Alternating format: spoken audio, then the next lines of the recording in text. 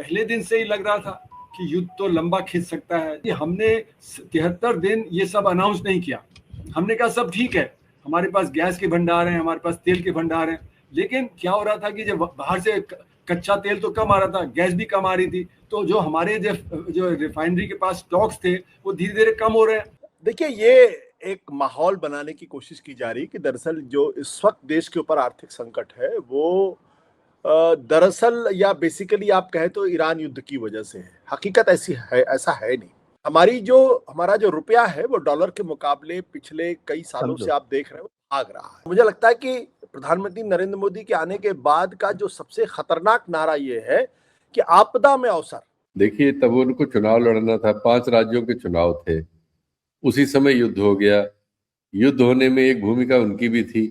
एक दिन पहले तक वो इजराइल में थे। 2 महीने से भारत की सरकार यानी कि मोदी जी आपका बोझ उठा रहे थे। अब चुनाव खत्म हो गया तो अब बोझ नहीं उठाएंगे मोदी। 5 राज्यों का चुनाव जब तक हो रहा था तब तक आपका बोझ उठा लिया उन्होंने। अब वो कह रहे हैं तेल का इस्तेमाल कम कीजिए, पेट्रोल डीजल का इस्तेमाल कम कीजिए, गैस का इस्तेमाल कम कीजिए, सोना ना खरीदिए, 1 साल तक सोना ही ना खरीदिए, कोई भी शादी हो फंक्शन हो ना खरीदिए।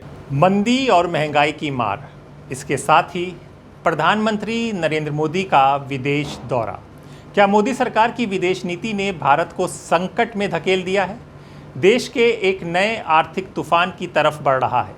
महंगाई की आग अब सिर्फ रसोई तक सीमित नहीं रहने वाली, बल्कि पेट्रोल पंप से लेकर बाजार और घर की थाली तक हर जगह इसका असर दिख सकता है। ईरान इजराइल युद्ध की चिंगारी अब भारत की जेब जलाने लगी है। कच्चे तेल की कीमतें बढ़ रही हैं, रुपया दबाव में है और आम आदमी पूछ रहा है, जब संकट दरवाजे पर खड़ा था तब सरकार तैयारी क्यों नहीं कर रही थी? प्रधानमंत्री विदेश दौरों और चुनावी रैलियों में व्यस्त रहे, लेकिन क्या देश को आने वाले आर्थिक हमले के लिए तैयार किया गया? आज इस रिपोर्ट में हम दिखाएंगे कैसे पश्चिम एरिया का युद्ध भारत में महंगाई की सुनामी ला सकता है, क्यों पेट्रोल डीजल 20 रुपये तक महंगा होने की आशंका जताई जा रही है और आखिर क्यों विपक्ष मोदी सरकार की विदेश नीति और आर्थिक फैसलों पर गंभीर सवाल उठा रहा है। नमस्कार दोस्तों, मेरा नाम हैदर अब्बास नकवी है और आप लोग मुझको इस वक्त दा स्वतंत्र देख रहे हैं। देश में हर तरफ त्राही त्राही मची हुई है। पेट्रोल डीजल महंगा, गैस सिलेंडर महंगा, दाल सब्जी दूध आटा हर चीज़ आम आदमी की पहुंच से बाहर होती जा रही है। देखिए, मेरा मानना है कि 28 फरवरी को जब ये युद्ध शुरू हुआ था पश्चिम एशिया में, तो तब से क्राइसिस शुरू हुआ था। तो प्रधानमंत्री जी ने जो कल बोला और आज दोबारा बड़ौदा में बोला, वो ये नहीं कि सिर्फ कल ही बोला, आज उन्होंने दोबारा वो चीज़ें रिपीट की हैं जो उन्होंने कल बोली थी। तो 73 दिन देर से बोल रहे हैं वो, क्योंकि पहले दिन से ही लग रहा था कि युद्ध तो लंबा खिंच सकता है। जैसे कि इराक में युद्ध सालों चला, अफगानिस्तान में चला, सीरिया में चला, जगह जगह चला, और ये भी जब पैलेस्टाइन में चल रहा था, यूक्रेन में 4 साल से चल रहा था। तो ये जो सप्लाई शॉक है, इसकी आशंका यही थी कि ये भी लंबा चलेगा। तो सप्लाई शॉक का मतलब ये होता है कि एक तो एनर्जी की शॉर्टेज हो गई, क्योंकि दुनिया का 20% जो कच्चा तेल और गैस है वो खाड़ी के थ्रू आता है, ये हॉर्मुज स्ट्रेट के थ्रू। तो वहाँ से जब बंद हो गया तो 20% की सप्लाई बंद हो गई। तो माना जाए कि दुनिया में एक शॉर्टेज हो गई एनर्जी की। तो एनर्जी की शॉर्टेज का मतलब है कि देखिए, एनर्जी तो सब चीज़ में इस्तेमाल होती है, प्रोडक्शन में भी, डिस्ट्रीब्यूशन में भी और कंजम्पशन में भी। घर में खाना बनाना है तो एनर्जी चाहिए, आपको जो सामान इधर से उधर ढोना है, मार्केट में बेचना है तो एनर्जी चाहिए, आपको उत्पादन करना है तो एनर्जी चाहिए, कृषि में भी एनर्जी चाहिए, इंडस्ट्री में भी चाहिए, सर्विसेज में भी चाहिए। तो जब एनर्जी की शॉर्टेज होगी, और हम तो 85% अपना क्रूड बाहर से मंगाते हैं, 60% गैस बाहर से आती है, तो जब दुनिया में शॉर्टेज है तो हमारे यहाँ भी शॉर्टेज होगी ही होगी। तो इसलिए हमारा उत्पादन पे असर पड़ेगा, हमारे खाने पीने पे असर पड़ेगा। गरीब आदमी तो घर पे खाना नहीं बना पा रहा था, उसका जो गैस का सिलेंडर जो 100 रुपये किलो में भरवाता था वो 500 रुपये किलो हो गया, जबकि उसकी आमदनी 10-11 हज़ार रुपये से कम है। तो उसके ऊपर तो 4-5 हज़ार रुपये का बोझा पड़ गया। उसके तो इन्फ्लेशन का रेट 50% से ऊपर चला गया, तो उसकी जो हालत ख़राब हो गई, हो तो गांव से शहर जाने को तैयार हो गया और बहुत लोग पलायन भी कर गए। तो यानी कि कुल मिला के ये स्थिति खराब होनी थी। अब इसमें सिर्फ एनर्जी नहीं है, क्रूड के साथ साथ और भी बहुत सारी चीजें निकलती हैं, जैसे सल्फर निकलता है, सल्फर से सल्फ्यूरिक एसिड बनता है, सल्फ्यूरिक एसिड माइनिंग में इस्तेमाल होता है, तो जब सल्फर की शॉर्टेज होगी तो माइनिंग पे भी असर पड़ेगा। जब क्रूड ऑयल से फर्टिलाइजर होता है, फर्टिलाइजर की शॉर्टेज होगी तो खाने पीने पे असर पड़ेगा, और बहुत बड़ी मात्रा में फर्टिलाइजर जो खाड़ी के देशों से आता है, तो एक तो हमारे यहाँ उत्पादन कम हो गया, दूसरे बाहर से जो आ रहा है वो, तो हमारे कृषि पे असर पड़ेगा, फिर प्लास्टिक्स इंडस्ट्री पे पड़ेगा, फार्मास्यूटिकल इंडस्ट्री पे पड़ेगा, क्योंकि ये सब चीज़ों भी जो उससे निकलती हैं। पैकेजिंग इंडस्ट्री पे तो हर चीज़ तो पैकेज होती है, तो पैकेजिंग के बिना जो सामान नहीं बिकेगा तो उस पर भी असर पड़ेगा। फिर जैसे गैस का इस्तेमाल मोरबी में टाइल बनाने में होता है, तो सिरेमिक टाइल का उत्पादन बंद हो गया। खुर्जा में सिरेमिक्स का उत्पादन होता है, वो बंद हो गया, बहुत कम हो गया। फिर कारों के जब पेंट शॉप में आपको जो गैस इस्तेमाल करनी पड़ती है हीटिंग के लिए, तो कारों को पेंट करे बिना तो कारें निकलेंगी नहीं, तो कारों के उत्पादन पे असर पड़ेगा। यानी कि second round third round effect तो सभी चीज़ों पे है। और जब शॉर्टेज होती है तो दाम बढ़ जाते हैं, जैसे गैस के दाम बढ़ गए, बाकी जो फर्टिलाइजर के दाम भी बढ़ गए, काला बाजारी हो रही है। जो गैस का जब 500 रुपये का जो किलोग्राम भरते हैं वो तो काला बाजारी कर रहे हैं, उसी तरह फर्टिलाइजर में काला बाजारी हो रही है, वहाँ पे शॉर्टेज हो गई है। उसी तरह और चीज़ों में जहाँ पे हो रही है सब में दाम बढ़ गए हैं। जैसे कि जो चाय अगर जो ढाबे में 10 रुपए की मिलती थी तो गरीब को अब 20 रुपए खर्च करना पड़ रहा है, क्योंकि लोगों ने दाम दुगने कर दिए हैं। वो कह रहे हैं गैस नहीं मिल रही है। कई जो होटल रेस्टोरेंट बंद हो गए, क्योंकि जो खाना बनाना चाहते तो बना नहीं पा रहे हैं, तो इसलिए होटल रेस्टोरेंट बन गए। तो इसलिए उत्पादन पे असर जब पड़ेगा तो रोजगार पे असर पड़ेगा। तो एक तरफ दाम बढ़ रहे हैं, दूसरी तरफ रोजगार पे असर पड़ रहा है। इसको हम बोलते हैं स्टैगफ्लेशन की स्थिति। ये स्टैगफ्लेशन की स्थिति तो देश में आ ही गई है, गरीबों के लिए खासकर, क्योंकि उनका तो जॉब भी जा रहा है, उनके दाम भी बढ़ रहे हैं, उनका बजट सारा डिस्टर्ब हो गया है। तो स्टैगफ्लेशन की स्थिति से डील करना सरकार के लिए मुश्किल होता है। लेकिन सवाल ये है कि जब देश महंगाई और आर्थिक संकट से जूझ रहा है, तब प्रधानमंत्री लगातार विदेशी दौरों में क्यों व्यस्त हैं? और सबसे बड़ा सवाल, अगर इस संकट के लिए मोदी सरकार जिम्मेदार नहीं तो फिर कौन? आज की इस रिपोर्ट में हम आपको दिखाएंगे वो पूरी तस्वीर जो गोदी मीडिया शायद कभी नहीं दिखाएगा। पश्चिम एशिया का युद्ध और भारत का खतरा, इजराइल और ईरान के बीच बढ़ता तनाव अब सिर्फ दो देशों का मामला नहीं रह गया, ये युद्ध अब सीधे भारत की रसोई तक पहुंच चुका है। हाँ, 6-7 देशों की उनकी यात्रा है, जिसमें यूएई, नेदरलैंड, स्वीडन, नॉर्वे इत्यादि हैं, इटली और वेटिकन भी है उनका। लेकिन अभी जब तक यहाँ है वो, जैसे कल सोमनाथ में थे तो खबर आई थी कि 2000 बसें उनके लिए लगाई गई थी। 2000 बसों से आदमी ढोए गए थे। तो ये बसें जो है किससे चल रहे, हवा से चल रही थी या पानी से चल रही थी, या इनमें डीजल और डीजल लगा हुआ था? तो अगर इनमें डीजल लगा हुआ था तो प्रधानमंत्री जिस ऑस्टेरिटी की मांग नागरिकों से कर रहे हैं, क्या वो अपने आप पर भी कुछ ऑस्टेरिटी लागू करेंगे? क्या वो अपनी हवाई यात्राओं में कुछ कटौती करेंगे? क्या वो विदेश यात्राओं में कुछ कटौती करेंगे? क्योंकि विदेश यात्राओं का उनका रिकॉर्ड है, हवाई यात्राओं का उनका रिकॉर्ड है, रैलियों का भी उनका रिकॉर्ड है, अपने ऊपर किए जाने वाले विज्ञापन खर्च का भी उनका रिकॉर्ड है। क्या इन चीजों पर जितनी बार वो कपड़े बदलते हैं, नेहरू जी के पूरे खानदान ने नहीं बदले होंगे? भले उनके बारे में एक फर्जी कहावत चलती है कि उनका रुमाल पेरिस से धुल के आता था। तो ये जो सिचुएशन है, इसको प्रधानमंत्री जी को स्वयं भी आचरण करके दिखाना होगा।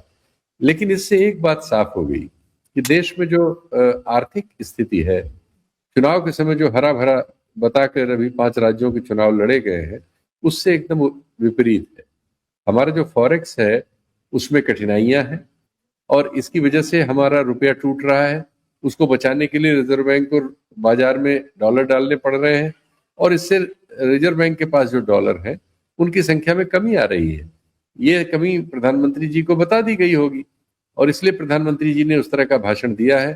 क्योंकि सोना जो है और क्रूड ऑयल, ये 2 एरिया है जिसमें हम बहुत बड़ा इंपोर्ट करते हैं दुनिया से। हमारे बजट का, हमारे अंतर्राष्ट्रीय खर्चों का, हमारी फॉरेक्स का सबसे बड़ा हिस्सा इसमें जाता है। तो इसलिए प्रधानमंत्री जी ने ये बोला। ऐसी परिस्थिति में कोई बोले ठीक है, सवाल यह है कि सच बोले और अपने ऊपर भी लागू करे। ऐसा नहीं है कि प्रधानमंत्री अपने ऊपर किसी किस्म की ऑस्टेरिटी करने के बारे में सोचे भी ना, और जनता से उम्मीद करें कि वो सब लोग जो है, जैसे वो पहले उन्होंने कहा था जाओ घंटा बजाओ सब लोग, तो सब कोविड को घंटे से भगा रहे थे। तो इस तरह की जो चीजें वो करते हैं, उस तरह की ये बात है। स्वयं पर भी इस चीज को लागू करते तो बेहतर होता। भारत अपनी जरूरत का बड़ा हिस्सा खाड़ी देशों से तेल और गैस के रूप में खरीदता है। अगर युद्ध बढ़ता है तो तेल की सप्लाई रुक सकती है, समुद्री रास्ते बंद हो सकते हैं और भारत में पेट्रोल डीजल के दाम और आसमान छू सकते हैं। कि हमने 73 दिन ये सब अनाउंस नहीं किया। हमने कहा सब ठीक है, हमारे पास गैस के भंडार हैं, हमारे पास तेल के भंडार हैं, लेकिन क्या हो रहा था कि जब बाहर से कच्चा तेल तो कम आ रहा था, गैस भी कम आ रही थी, तो जो हमारे जो रिफाइनरी के पास स्टॉक्स थे वो धीरे धीरे कम हो रहे हैं। जो उनके पास क्रूड का स्टॉक था वो धीरे धीरे कम हो रहा है। फिर हमारी रिफाइनरी जो प्राइवेट सेक्टर की है वो जब रिफाइंड प्रोडक्ट जब यूरोप में बेच रही थी 20 से 30%, तो वो जो हमारा कच्चा तेल बचना चाहिए था वो हम जब प्रॉफिट कमा रहे थे उससे, रिलायंस इंडस्ट्री और नायरा वगैरह प्राइवेट जो इंडस्ट्री, तो उससे हमारे कच्चे तेल के भंडार कम हो रहे थे, हमारे फिनिश प्रोडक्ट के भंडार कम हो रहे थे। इसीलिए जब 73 दिन की देरी हो गई, जब हमने कदम नहीं उठाए, तो अब लग रहा है कि अब बहुत ज्यादा शॉर्टेज हो रही है। और खासकर जो अभी डेटा आया पिछले हफ्ते कि मार्च में अभी हमने 40% पिछले साल मार्च के मुताबिक कम क्रूड ऑयल लिया है, क्योंकि मार्केट में अवेलेबल नहीं है। तो जब 40% बाहर से कम है और हम धड़ाधड़ 20 से 30% बाहर बेच रहे हैं, तो हमारे स्टॉक्स तो कम होंगे ही होंगे। तो हमारे स्टॉक्स जब कम होंगे तो आने वाले समय में स्थिति बिगड़ जाएगी। इसीलिए सरकार अब कह रही है कि अब हमें अपना तेल बचाना है। आप कार पूलिंग करिए, आप जो पब्लिक सेक्टर ट्रांसपोर्ट लीजिए, आप प्राइवेट कारों में के। ये मैंने 1 मार्च को जो अपना मेरा लेख लिखा था उसमें मैंने ये सब बातें रखी थी। अगर हम ये तब से करते होते तो हमारे स्टॉक्स बचे होते, हम और 2-3-4 महीने खींच लेते। अब क्योंकि स्टॉक्स कम हो रहे हैं तो ये परेशानी बढ़ रही है। तो इसलिए सरकार जो कह रही है वो 73 दिन लेट, क्योंकि जैसे आपने सही कहा इलेक्शन थे, इलेक्शन में वो बातें करना नहीं चाहते थे, वो दाम बढ़ाना नहीं चाहते थे, तो इसलिए उन्होंने ये देर किया। लेकिन ये तो उसी तरह जैसे कोरोना काल में जब पता था कि जब सब क्राउड जो गैदर करेगा उससे फिर जब महामारी फैलेगी। यानी आने वाले दिनों में महंगाई और बेरोजगारी दोनों बढ़ सकती है। सवालों के घेरे में है मोदी सरकार की विदेश नीति। एक्सपर्ट्स पूछ रहे हैं, क्या भारत ने अपनी पारंपरिक संतुलित विदेश नीति छोड़ दी है? कभी भारत ईरान, अरब देश के साथ संतुलन बनाकर चलता था, लेकिन पिछले कुछ वर्षों में मोदी सरकार खुलकर इजराइल के साथ खड़ी दिखाई दी। प्रधानमंत्री मोदी ने इजराइल की संसद में भाषण देकर कहा था, भारत हर परिस्थिति में इजराइल के साथ खड़ा है। अब विपक्ष सवाल उठा रहा है, क्या इसी वजह से भारत की कूटनीतिक ताकत कमजोर हुई है? क्या भारत युद्ध रोकने में कोई भूमिका निभा सकता था? कि हमारे देश में जो विदेशी मुद्रा है उसके भंडार को खतरा हो रहा है, क्योंकि हम जो तेल खरीदते हैं, अब जो खरीदना पड़ रहा है इस युद्ध के हाल में, तो लगभग दुगने दाम पर 70% तो ज्यादा दे ही रहे हैं, 70-80%, क्योंकि इसे डॉलर में देना पड़ता है या फॉरेक्स की दूसरी करेंसी, चाइनीज हो या कोई हो, तो विदेशी मुद्रा भंडार इससे कम होता है। दूसरे, हमारे देश में इधर पिछले 3 सालों से एफडीआई की आमद उल्टी हो गई है, यहाँ से ज्यादा रहा है। हमारे शेयर मार्केट से बहुत बड़े पैमाने पे पैसा निकल गया है बाहर की कंपनियों का, आ नहीं रहा है। तो इससे क्या हो रहा है कि हमारा जो विदेशी मुद्रा आने का स्रोत है एक ही बचा है, वो है वो जो मजदूर हमारे काम करते हैं गल्फ वगैरह में, अमेरिका, यूरोप, सब जगह भारतीय, वो जो पैसा भेजते हैं, रेमिटेंस जिसे हम कहते हैं, 140 बिलियन डॉलर के आसपास करीब पहुंच गया था वो, वही एक स्रोत है। उसमें भी दिक्कत हो रही है कि इन गल्फ कंट्रीज में ये वार की वजह से वहाँ इकोनॉमी डिस्टर्ब है, तो लोग अपना वहां से उल्टे भागने की कोशिश हो रही। कई लाख लोग आ गए हैं यहाँ वापस, बहुत सारे वहां अटके हुए हैं, उनके आने की आमद के जो स्रोत हैं वहां हमारी कमी हो रही है। एक और एरिया है इसका, एक्सपोर्ट। तो जो हम निर्यात करते हैं उससे भी हमें करेंसी, हार्ड करेंसी मिलती है। उसमें जो मर्केंडाइज एक्सपोर्ट है, यानी जो हम उत्पादन करते हैं दवा का, इन सब चीजों का, बहुत सारे गुड्स का, कपड़े उपड़े का, केमिकल्स का, इनको जो बेचते हैं या मशीनरी बेचते हैं, उससे जो हमें आता है, उसमें तो पिछले बहुत समय से लगभग 400 बिलियन, 10-20 कभी इधर ज्यादा, 10-20 कभी उधर कम, यही चल रहा है। जो सर्विसेज है उसमें हमारी थोड़ी ग्रोथ होती रहती है, लेकिन अब उसमें एआई के आ जाने के बाद, अभी तो फिलहाल ठीक है वो, लेकिन ये बहुत जल्दी ही खतरे में जाने वाला ये सेक्टर, क्योंकि एआई जो है बहुत सारी चीजों को खा रहा है, बहुत तेजी से आ रहा है। सबसे बड़ा खतरा उसका ये है कि उसकी गति बहुत तेज है। तो ऐसा हो सकता है कि हमारा जो सर्विसेज का एरिया, हमारी आय का 55-56% हो गया है बाहर की आय का, इसमें एक बहुत बड़ा डेंट हमें लगे, और इसके विकल्प हमारे पास नहीं। यानी हम एक्सपोर्ट बढ़ा लें या हमारा जो रेमिटेंस है वो बढ़ा लें, ये सब संभव नहीं है, सब कम हो रहा है। तो ऐसी सूरत में हमारे जो आर्थिक संकट है, जिन पे अभी तक पर्देदारी थी, चुनावी पर्देदारी, चुनावों के दौरान उस पे पर्दा डाल देते हैं। जैसे जब विदेशी मेहमान आता है तो मलिन बस्तियों के आगे हम कपड़े की या टीन की दीवार लगा देते हैं। तो वही हमने आर्थिक मामलों में सच्चाई छुपाने के लिए किया था चुनाव तक। अब चुनाव खत्म है तो अब मोदी जी निश्चित तौर पर उस भाषा में बोलेंगे जिस भाषा की देश की अर्थव्यवस्था को जरूरत है। तो सबसे उसमें पहले, फिर मैंने जैसे कहा कि संकट सबसे पहले साधारण लोगों पर डाला जाएगा। तेल कम खरीदो, गैस कम खरीदो, सोने का जेवर मत बनवाओ, विदेश यात्रा पर मत जाओ, हार्ड करेंसी लगती है, विदेश मत जाओ। तो ये साधारण आदमी को उन्होंने कहा कि तुम सहयोग करो अब इस कठिनाई में।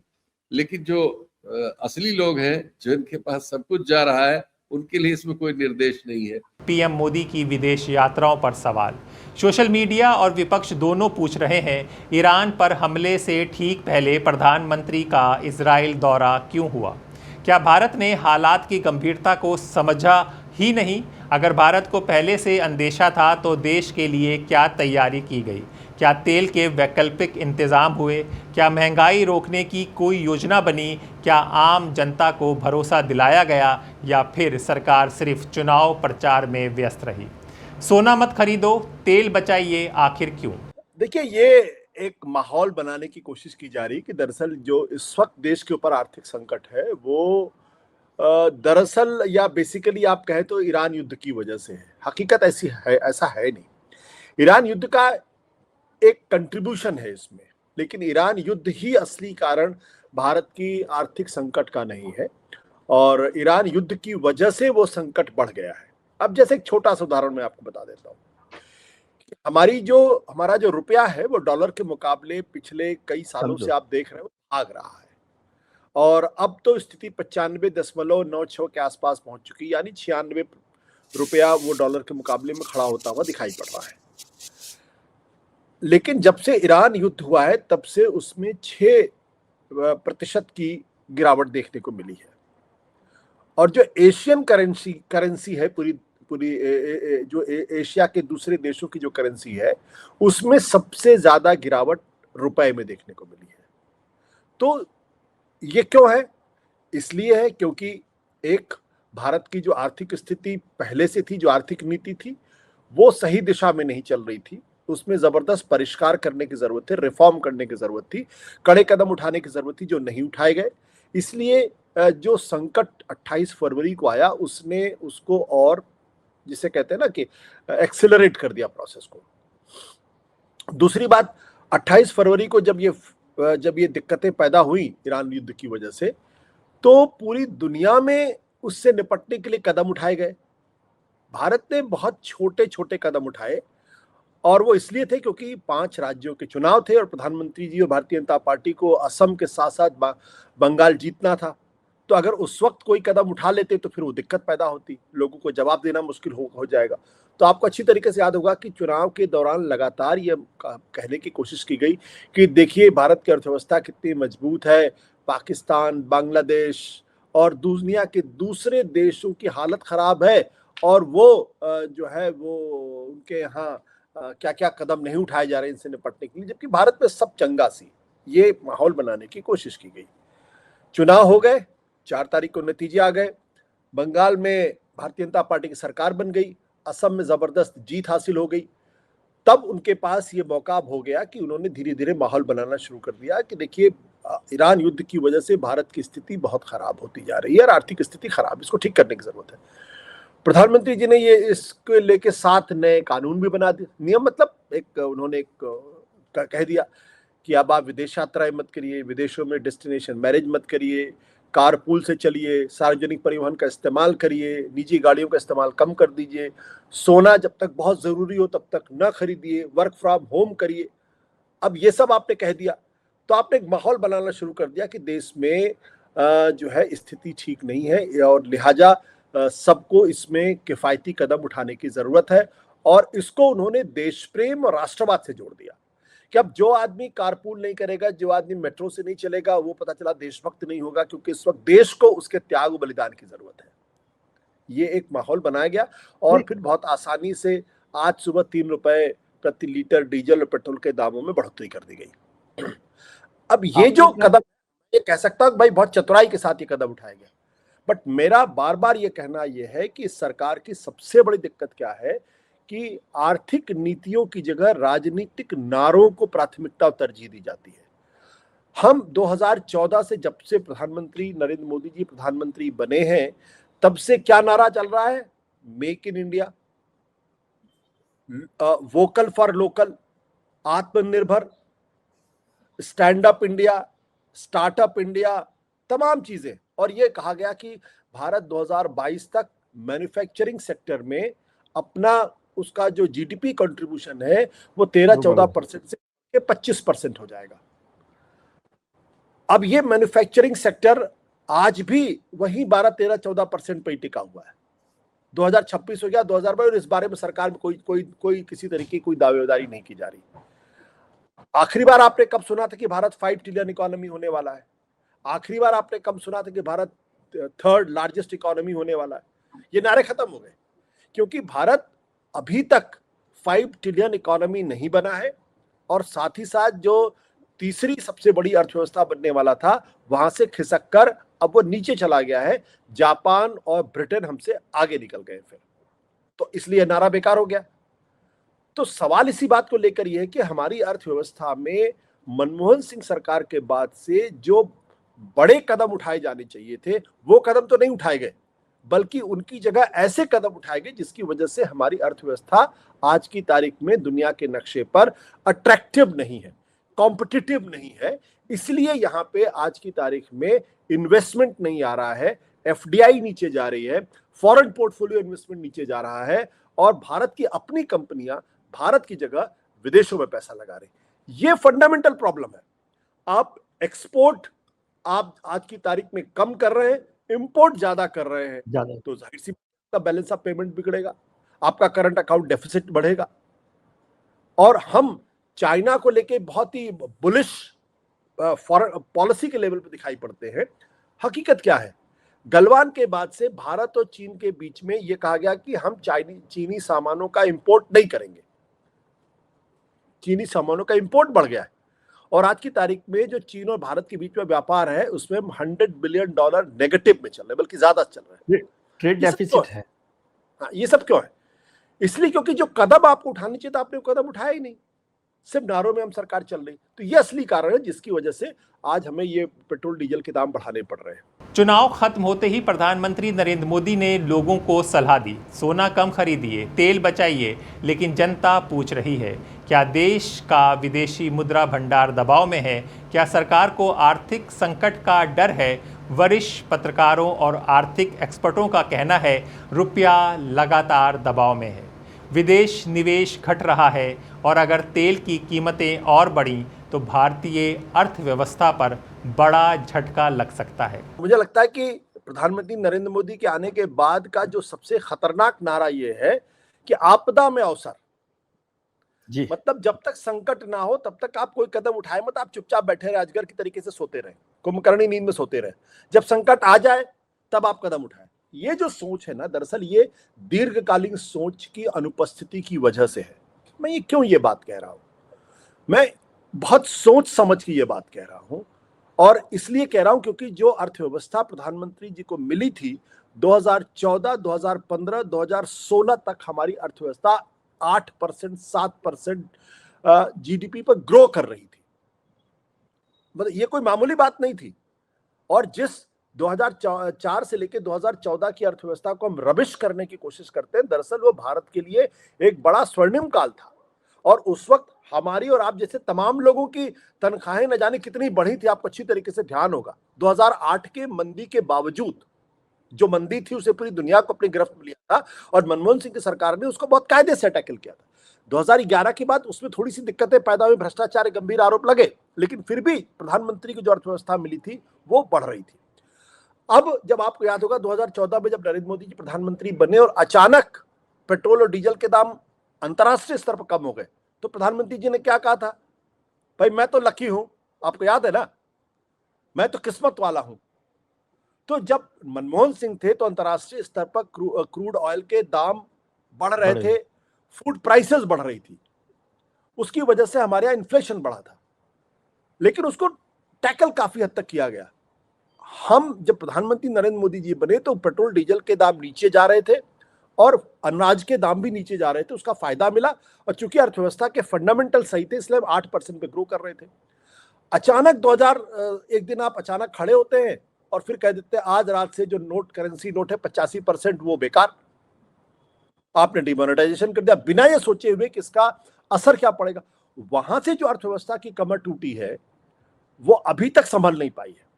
फिर आपने क्या किया, अगले साल जीएसटी लागू किया आनन फानन में, जिसकी वजह से जो लाखों जो small and medium scale industries थे, जो छोटे छोटे एमएसएमई वाले छोटे धंधे करने वाले थे, छोटी छोटी फैक्ट्रियां थी, उनकी कमर टूट गई। क्योंकि आप उनसे उम्मीद करते हो सॉफ्टवेयर में काम करेंगे, उनको बेचारों को तो हालत खराब हो गई, उसका नुकसान हुआ। और फिर आप अचानक कोविड आया तो आपने एक दिन अचानक खड़े होकर कह दिया कि आप पूरे देश में लॉकडाउन, दुनिया में सबसे कठिन लॉकडाउन हिंदुस्तान के अंदर लागू हुआ और पूरे एक साल तक, 1 महीने तक लागू रहा। उसका असर क्या हुआ कि जो रही कसी जो स्मॉल मीडियम स्केल इंडस्ट्रीज थी वो भी तबाह हो गई।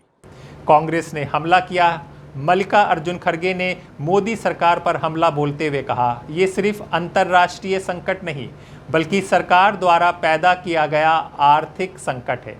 खड़गे का आरोप है सरकार की नेतृत्वहीनता, दृष्टिहीनता की कमी और अक्षमता का बोझ जनता उठा रही है। उन्होंने कहा डीजल की कीमत बढ़ती है तो उसका असर हर चीज़ पर पड़ता है, किसान से लेकर मध्यम वर्ग तक हर कोई प्रभावित होता है। सबसे ज़्यादा मार किस पर? इस संकट की सबसे बड़ी कीमत कौन चुका रहा है? वो आम आदमी जो पहले ही बेरोजगारी और महंगाई से परेशान है, वो किसान जिसकी लागत बढ़ती जा रही है, वो मजदूर जिसकी तनख्वाह नहीं बढ़ रही लेकिन खर्च 2 गुना हो चुका है, और वो युवा जो एआई और आर्थिक मंदी के बीच नौकरी के लिए भटक रहा है। क्या सरकार के पास कोई रोड मैप है? देखिए, तब उनको चुनाव लड़ना था, 5 राज्यों के चुनाव थे, उसी समय युद्ध हो गया।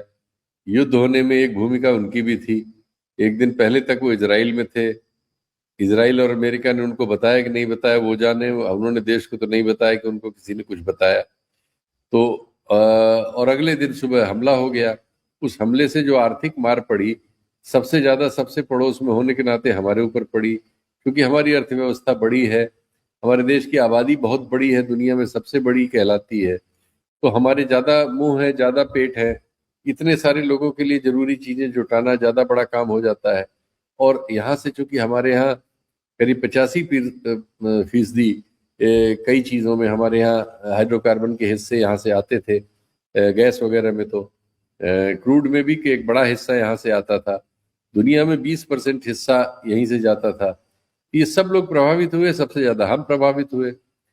और उस प्रभाव को चूंकि प्रधानमंत्री ही उसके पहले इजराइल में थे तो कोई सफाई भी नहीं बचती थी, लेकिन तब तक चुनाव था इसलिए उसको हमारे यहाँ मीडिया के जरिए उन्होंने डाइवर्ट करने में सफलता पाई। चुनाव लड़ लिए, चुनाव के समय कहा कि हम कुछ नहीं, हम तो कंट्रोल में है, ये है वो है और कोई कमी नहीं है, कोई फलाना है ढिकाना है। अब चुनाव खत्म हो गए, नतीजे आ गए, तो अब वो बता रहे हैं कि नहीं भारी संकट है और हमें ये करना है, कटौतियां करनी है, सोना नहीं खरीदना है साल भर, विदेश यात्रा नहीं करनी है, तेल कम खर्च करना है, पूल टैक्सी में जाना है, मेट्रो से ज्यादा चलना है, पैदल ज्यादा चलना है, कम खाना है, अब ये सब बता रहे हैं। और स्वयं एक क्षण को भी किसी तरह की कोई ऑस्टेरिटी करते हुए वो हमारे नजर नहीं आते। तो ये जो अजीब विद्रूप है ये इस दौर का है। लेकिन उनको ये सब करने पर भी तमाम लोग हैं इस देश में, वो इसके भी कुतर्क देते हुए आ जाएंगे। कुतर्क नहीं देंगे तो आपको गाली देते हुए आ जाएंगे, कांग्रेसी एजेंट कह देंगे, सोरोस का एजेंट कह देंगे, अमेरिका का कह देंगे, रूस का कह देंगे, चीन का कह देंगे, पाकिस्तानी का कह देंगे, आईएसआई का एजेंट कह देंगे। तो हम एक अजीब दौर में है कि पूरा देश एजेंट हो गया है। जो आदमी सवाल कर दे वो एजेंट है किसी न किसी का, किसी को कहीं किसी जगह कहीं प्रूव नहीं करना है, मौखिक है, सब मुंह से कहना है या गाली बक देना है, सोशल मीडिया पे कमेंट में गाली दे देना है, ट्रोलगिरी करनी है। तो हम इस दौर में हैं अब इस दौर में है तो है, अब क्या कर सकते हैं, हम ही लोगों ने चुना है तो हम ही लोग भुगतेंगे। देश जानना चाहता है क्या भारत के पास तेल संकट से निपटने की रणनीति है? क्या सरकार महंगाई रोक पाएगी? क्या विदेश नीति को फिर संतुलित किया जाएगा? क्या चुनाव से ऊपर देश की अर्थव्यवस्था को रखा जाएगा, या फिर हमेशा की तरह जनता से सिर्फ त्याग और देशभक्ति की अपील की जाएगी? जी हाँ, आज भारत के एक ऐसे मोड़ पर खड़ा है जहाँ विदेश नीति, अर्थव्यवस्था और आम आदमी की जिंदगी तीनों आपस में टकरा रहे हैं। एक तरफ युद्ध का खतरा, दूसरी तरफ महंगाई की मार और तीसरी तरफ सरकार की जवाबदेही पर सवाल। नहीं, बीजेपी के लिए भी सब अच्छा ही संदेश है। तो 5 में से 3 राज्य वो जीत गए। दक्षिण में केरल में तो वो थे नहीं, 1 की जगह 3 हुए। तमिलनाडु में वो घट गए, 4 या 3 थे, उसकी जगह 1 रह गए। लेकिन उनका गठजोड़ जो है पुडुचेरी में अपनी सरकार बचा ले गया, तो उनके लिए भी अच्छा। उनके लिए सबसे बड़ी खबर बंगाल से आई, क्योंकि बंगाल को वो लक्षित किए हुए थे और बंगाल में तृणमूल अपने बहुत सारे कारणों से और चुनाव आयोग की कलाकारी से, ऐतिहासिक कलाकारी से, जिसमें 27 लाख वोटर बाहर रह गए, उस परिणाम को प्राप्त हुई। तो इसलिए ये शंका इस चुनाव के बारे में हमेशा उनके सिर पे मंडराती रहेगी कि ये फ्री एंड फेयर चुनाव नहीं था, ये बेईमानी का चुनाव था। लेकिन अब नतीजा तो ये है कि वहाँ बीजेपी की सरकार है, बीजेपी का मुख्यमंत्री है, तो इस तरह से बीजेपी अपने लिए सफलता की पीठ ठोक सकती है।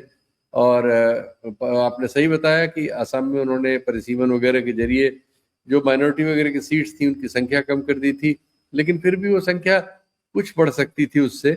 बाकी तो उन्होंने हिंदू मुस्लिम करने में भी सफलता बार जगह जगह पाई है। वो उस मामले में कामयाब है और देश इस मामले में हार रहा है कि ऐसी चीजें उसकी एकता को तोड़ रही हैं और उसके लिए नए खतरे पैदा कर रही हैं। क्या ये सिर्फ वैश्विक संकट है या फिर नीतियों की विफलता का नतीजा?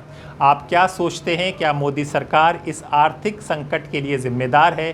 कमेंट करके अपनी राय ज़रूर बताएं। वीडियो पसंद आए तो लाइक, शेयर और सब्सक्राइब करना मत भूलिए। और चलते चलते आप सांसद संजय सिंह ने क्या कहा वो भी सुन लीजिए।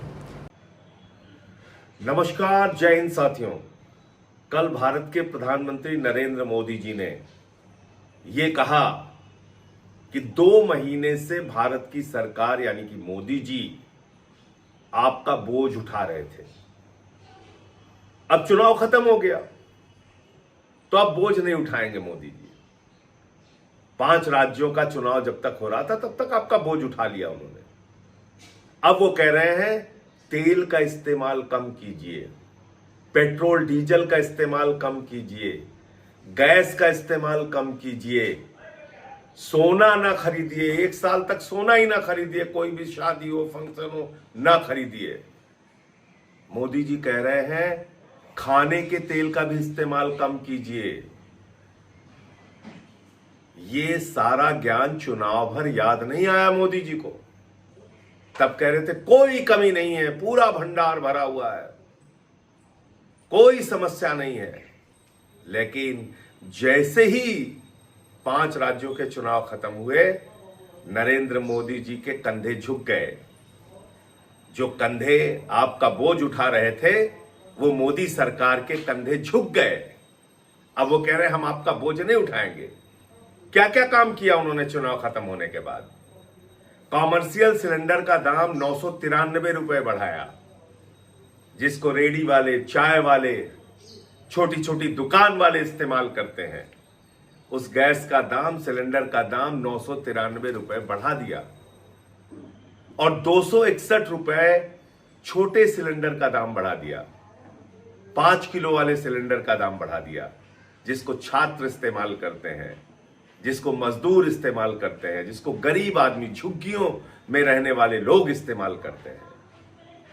तो आपके ऊपर लगातार मोदी जी इस तरह से बोझ डालते जाते हैं, महंगाई डालते जाते हैं। कब आपको होश आएगा? कब आप इन सवालों पर सरकार से जवाब मांगेंगे? चुनाव भर आपका इस्तेमाल किया जाता है। कभी 10,000 रुपए डाल दिया जाता है आपके खाते में, उसके बाद पटना की सड़कों पर नौजवानों को डंडों से पीटा जाता है। कभी चुनावों में आपको कहा जाता है न तेल की कमी है, न गैस की कमी है, और चुनाव खत्म होते ही गैस के दाम बढ़ा दिए जाते हैं, आपको सलाह दी जा रही है तेल का इस्तेमाल कम करो, और ये सब कुछ देशभक्ति से जोड़ दिया जाता है। आप महंगाई में रहिए, देशभक्ति है। आप सोना न खरीदिए, देशभक्ति है। आप विदेशों की यात्रा न कीजिए, देशभक्ति है। सब कुछ देशभक्ति है। लेकिन मोदी जी बड़ी बड़ी रैलियां करेंगे, बड़ी बड़ी सभाएं करेंगे, लाखों लोगों को बसों में भर भर के लाया जाएगा, वहां तेल का भरपूर इस्तेमाल होगा, उसमें कहीं कोई दिक्कत नहीं होगी। विदेशों की यात्रा करेंगे, रोड शो करेंगे प्रधानमंत्री जी, आज ही से उनका रोड शो शुरू हो गया है। उसमें तेल की कोई कमी नहीं होगी, उसमें तेल की बचत नहीं करनी है उनको। इस प्रकार के दोहरे चरित्र से भारतीय जनता पार्टी और प्रधानमंत्री देश को कब तक धोखा देते रहेंगे? और आपके ऊपर हर प्रकार का कष्ट, तकलीफ, महंगाई, बेरोजगारी थोपते हुए उसको देशभक्ति से जोड़ते रहेंगे। कब तक ये चलेगा? और कब तक आप खामोशी से ये सब कुछ बर्दाश्त करते रहेंगे? इसको आप खुद सोचिए, कितना दोहरा चरित्र है। खुद मोदी जी के ऐशो आराम में कोई कमी नहीं है। अब विदेशों की यात्रा भी करने जा रहे हैं, अब यूएई की यात्रा करने जा रहे हैं, तो वो विदेशों की यात्रा भी करेंगे, उनके लोग सोने का भी इस्तेमाल करेंगे, आडंबर का जीवन पूरी तरीके से बिताएंगे। उनकी रैलियों में लाखों लोगों को बसों में भर भर के इकट्ठा किया जाएगा, उसमें तेल की बचत की जरूरत नहीं है। लेकिन आपसे कहा जा रहा है देशभक्ति के नाम पर मिट जाओ और चुनाव में लाइन में लग के वोट देते रहना। तो आप, इस देश की जनता नरेंद्र मोदी के लिए सिर्फ और सिर्फ वोट की मशीन रह गई है। इसके अलावा हमारा आपका कोई इस्तेमाल नहीं है, सिर्फ चुनावी उपयोग है, उसके बाद आपको छोड़ दिया जाता है आपके हाल पे। जय हिंद।